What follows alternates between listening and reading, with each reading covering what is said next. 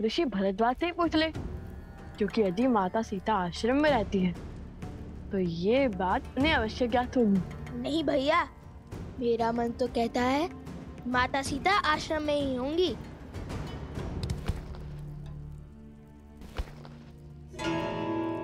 ये फल कहाँ से आ रहे हैं?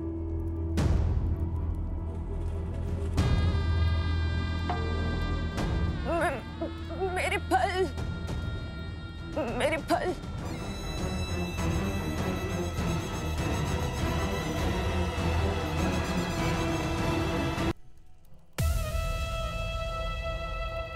ये लीजिए आपके फल। धन्यवाद ऋषि कुमारों। ईश्वर तुम्हारी सारी इच्छा पूर्ण करे। लाइए, अपनी टोकरी आगे कीजिए। इतने जत्नों से एकत्रित किए मैंने ये फल, इस अंधकार में उन्हें ठोकर लग गई तो इधर उधर फिर से गिर जाएंगे ये फल। मैं ठहरी एक वृद्ध साध्वी, कैसे ले जाऊंगी इन्हें मेरे साथ में? लाइए, हम आपकी सहायता कर देते हैं। बताइए, किस और रहती हैं आप?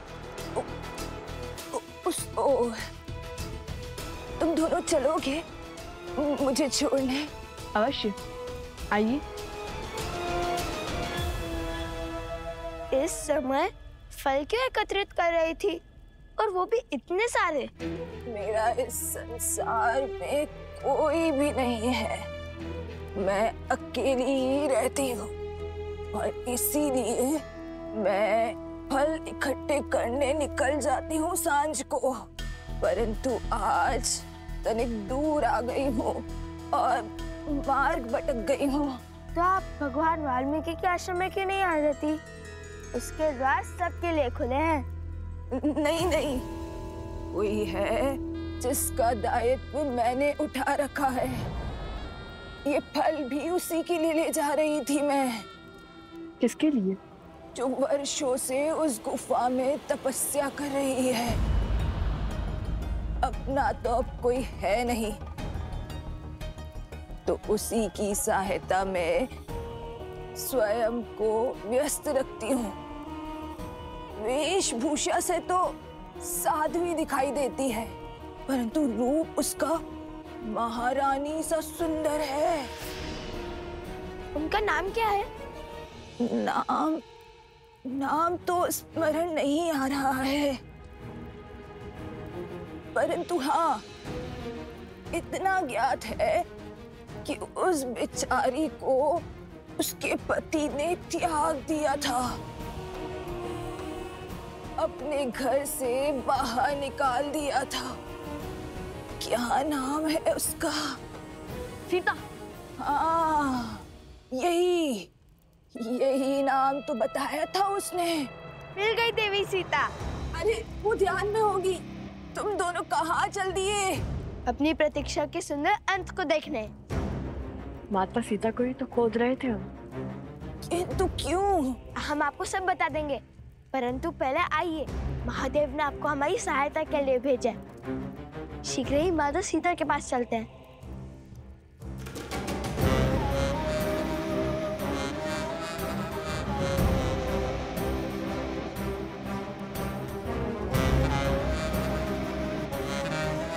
बस यही इसी गुफा में है वो देवी सीता।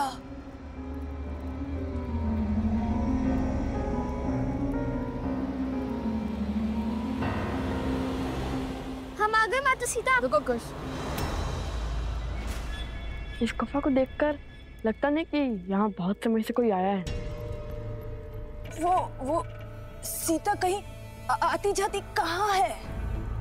सदा तपस्या में लीन रहती है। हाँ, किंतु आप तो आती जाती होंगी ना? मैं तो वृद्ध हो गई हूँ ना, तो बस कभी कभी। भैया शीघ्र चलिए ना, अधिक समय नहीं है हमारे पास। चलो चलो, शीघ्रता से अंदर चलते हैं।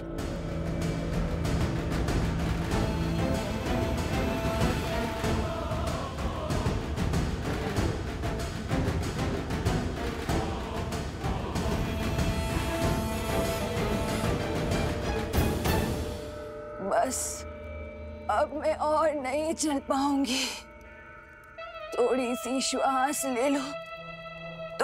तुम दोनों आगे जाकर बाएं मुड़कर आगे चले जाना और फिर तुम गुफा के केंद्र तक पहुंच जाओगे।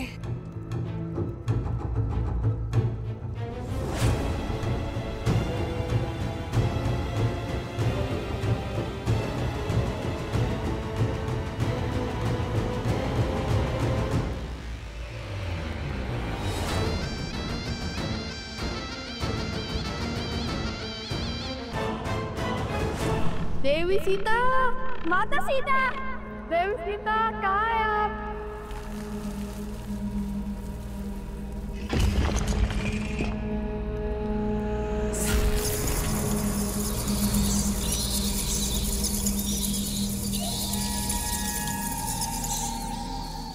ये कैसी ध्वनि है? ये गुफा बहुत पुरानी है कुश। आगे बढ़ते रहो, कुछ पत्थर गिर गए होंगे। देवी सीता, तो माता सीता, बातें तो बड़ी बड़ी कर रही थी, किंतु आपकी बहन कुछ कर भी पाएगी या आप?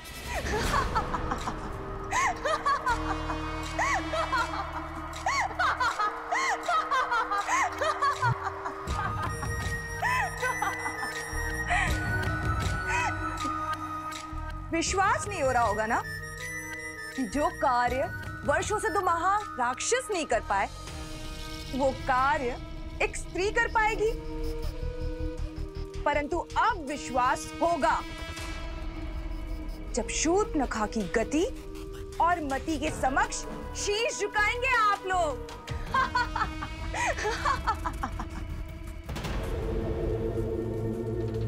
ऐसा क्या कर रही हो उनके साथ? देवी सीता, माता सीता, माता सीता। चलिए भैया, आगे चलकर देखते हैं। नहीं कुश, मुझे नहीं लगता यहाँ पर कोई है। उस देवी ने कहा तो माता सीता अवश्य ही यहाँ होंगी। चलिए चलकर उन्हें ही यहाँ ले आते हैं। आगे का मार्ग वो ही बताएंगी।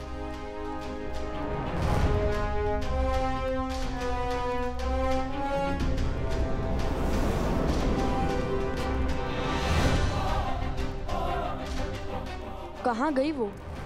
यही तो छोड़ा था, अवश्य ही बाहर चली गई होंगी।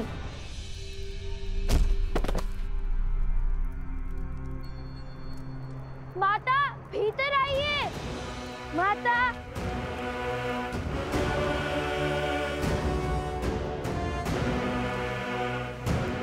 बताओगी भी? ऐसा क्या करके आई हो शूर्पणखा? मैं लव और कुश को गुफा में बंद करके आई हूँ भैया।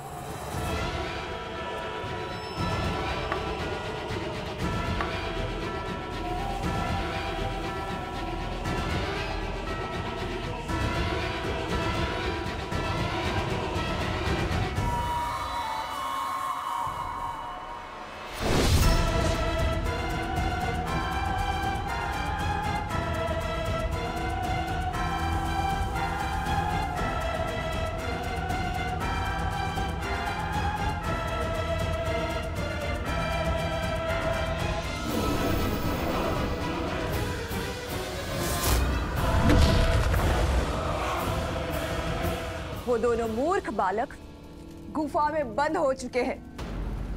गुफा में बंद करने से क्या होगा? हमें अपने राक्षसों को वहां भेजकर उनका अंत कर देना चाहिए।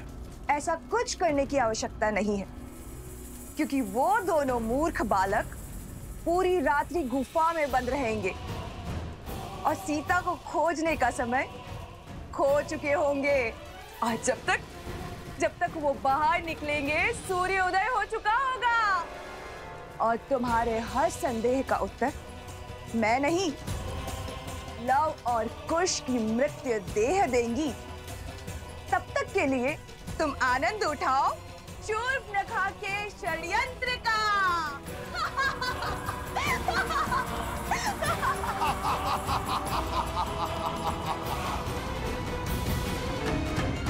ये क्या हो गया? हुआ नहीं है, किया है। वो कोई साध्वी नहीं थी, मायावी थी। मुझे पहले ही समझ जाना चाहिए था। शीघ्र ही दिन हो जाएगा भैया, हम जीवन के इतने बड़े लक्ष्य से चूक जाएंगे। अब श्री राम को, संसार को, अपने आप को क्या मुख दिखाएंगे कि माता सीता से भी मिल ना सके।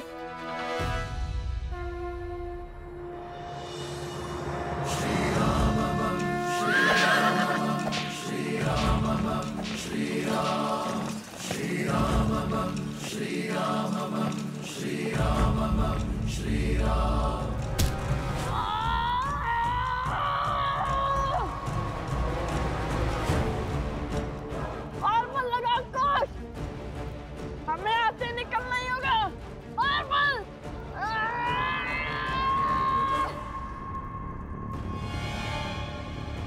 ये बटर तो हिलने का नाम ही नहीं ले रहा भैया।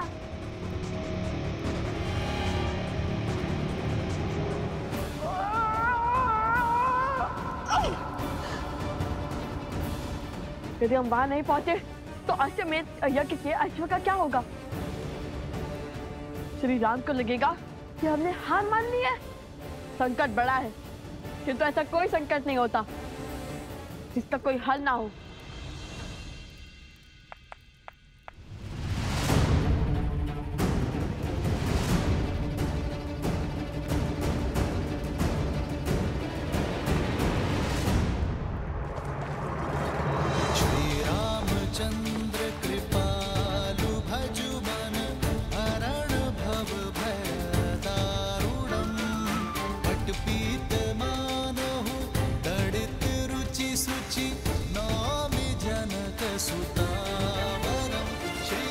प्रणाम प्रभु।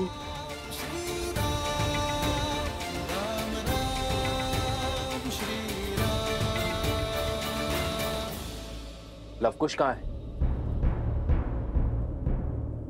लगता है उन्होंने अपनी माता को सत्य बता दिया है और उनकी माता ने उन्हें समझा दिया है। ईश्वर करे यही हुआ हो प्रभु। आर्य सुमंत, अश्वमेध यज्ञ के अश्व पे अपना अधिकार कीजिए और मेरे हनुमान को बंधन मुक्त कीजिए। अब अश्वमेध यज्ञ पूर्ण करने की दिशा में आगे बढ़ते हैं। रुकिए!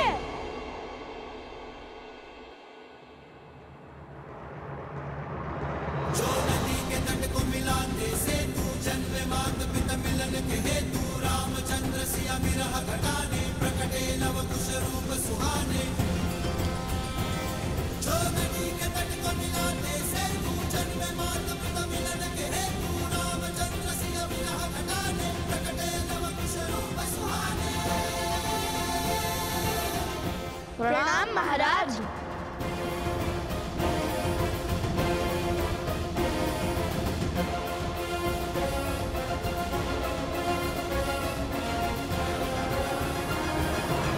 प्रणाम करके दंड से नहीं बच पाओगे तुम दोनों।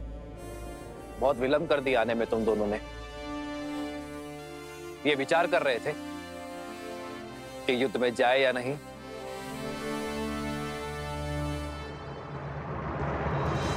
कुछ समाधान ना चुप बैठने से मिलेगा और ना ही सीधा सोचने से। तो अब क्या करें? समस्या टेढ़ी है तो उसका समाधान सीधा नहीं हो सकता। कुछ हमें कुछ ऐसा सोचना होगा जैसे जैसे हम सदा से यही रहते हो। क्या भैया, ऐसी गुफाओं में तो केवल सिंह और मूषक रहते हैं। सिंह का बल लगाकर तो देख लिया, किंतु क्या आप मूषक की भांति बिल बनाकर बाहर निकलेंगे? अद्भुत कुश, आज फिर मुझे इतना उत्तम विचार दे दिया तुमने।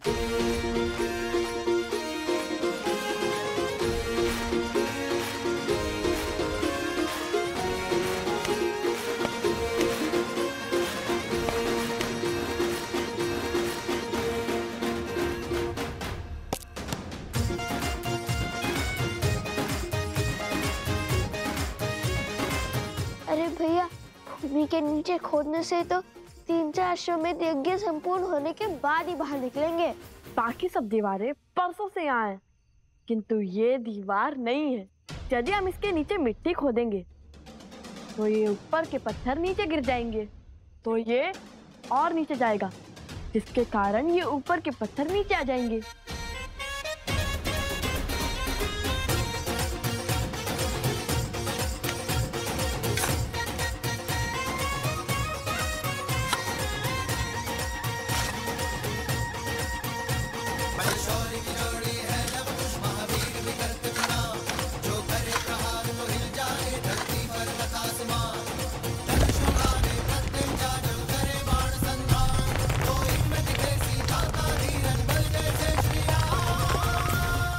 विलंब से आए हैं किंतु उचित मार्ग पर आए हैं। काल मेघों से गिरा हो तो उदय होने में समय लग सकता है। इसका अर्थ ये नहीं है कि उसने रात्रि से हार मान ली। अब किस माया में उलझाने आए हो? लड़ना है तो सामने से लड़ो। अरे लड़ना ही तो नहीं चाहते, इसलिए इस समस्या का समाधान ढूंढने गए थे। इस समस्या का एक ही समाधान है, तुम अपनी हट और अश्वमेध यज्ञ का अश्व दोनों छोड़ दो। नहीं श्री राम, इस समस्या का समाधान है देवी सीता।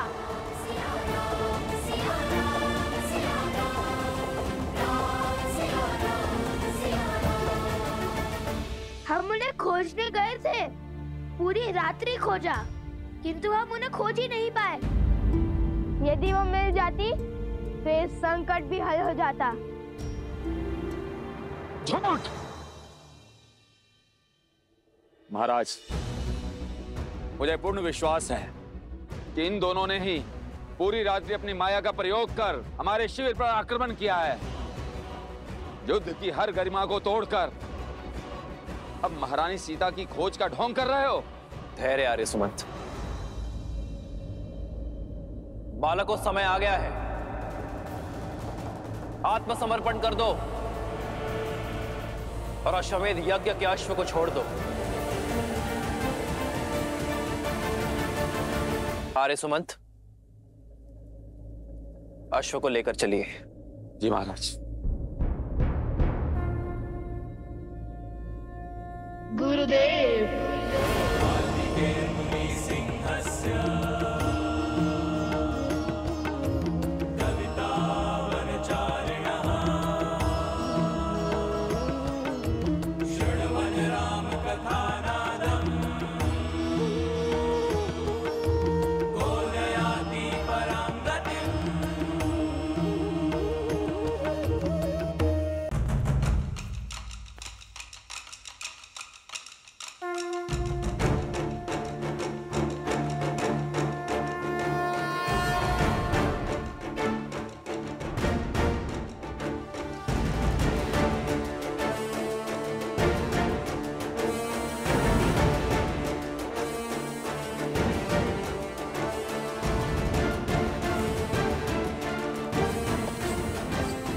रुकिए महाराज।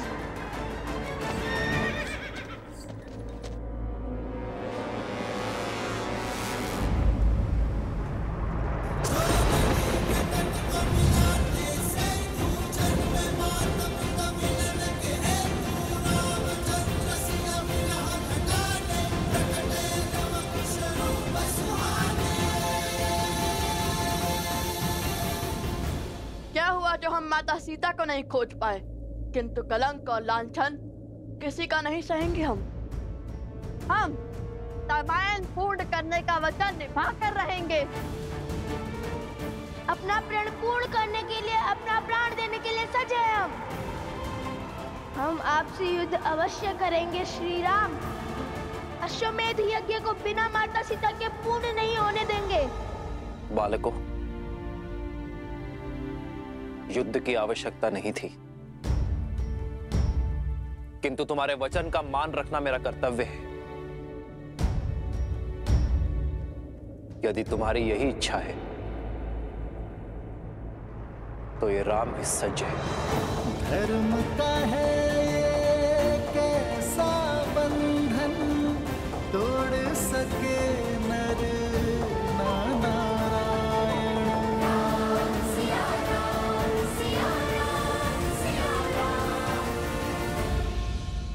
महादेव, मन अत्यंत विचलित हो रहा है, लवकुश के भविष्य की चिंता मुझे खाए जा रही है। क्या इस बार श्री राम अपने ही पुत्रों को? देवी, आप व्याकुलता में वास्तविकता को भूल रही हैं। मत भूलिए कि लवकुश ने शास्त्र और शस्त्रों की विद्या स्वयं त्रिकालदर्शी वाल्मीकि से ली है।